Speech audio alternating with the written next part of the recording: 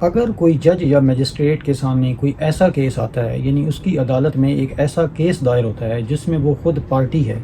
یا وہ ذاتی طور پہ اس کیس میں انٹرسٹڈ ہے، تو اس صورت میں ضابطہ فوجداری ہماری کیا رہنمائی کرتا ہے؟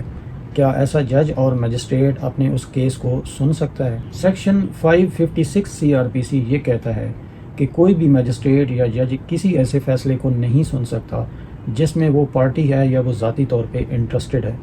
ہاں، اس کے لیے اگر اس کو اپنی متعلقہ ایپیلیٹ کورٹ پرمیشن دیتی ہے تو اس اسپیشل پرمیشن کے بعد ہی وہ ایسے کیس کو خود سماعت کر سکتا ہے۔ اسی طرح کوئی بھی جج یا میجسٹریٹ کسی ایسے فیصلے میں اپیل بھی نہیں سن سکتا جو فیصلہ اس نے خود کیا ہے۔ اس اصول کی کچھ ایکسیپشنز بھی ہیں۔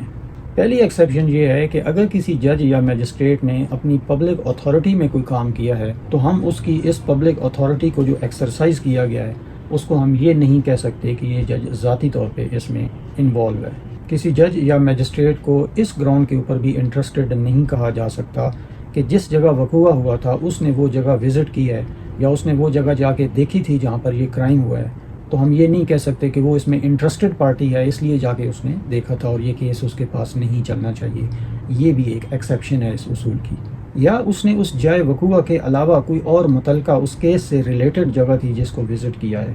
تو بھی ہم یہ نہیں کہہ سکتے کہ وہ اس کیس میں انٹرسٹڈ ہے۔ اسی طرح اگر کسی جج یا میجسٹریٹ نے کسی کیس کے اندر انکوائری کی ہے تو بھی ہم یہ گراؤنڈ نہیں لے سکتے کہ چونکہ اس نے اس کیس کے اندر انکوائری کی ہے لہٰذا یہ انٹرسٹڈ پارٹی ہے اور کیس اس کے پاس نہیں چلنا چاہیے۔ ان ایکسیپشنز کے علاوہ کیس کسی ایسے جج کے پاس چلے گا جس میں وہ ذاتی طور پر انٹرسٹڈ ہے یا وہ خود پارٹی ہے تو ایسا آرڈر وائڈ اب انیشیو ہوگا، یعنی وہ کالعدم ہوگا، اس کی کوئی قانونی حیثیت نہیں ہوگی۔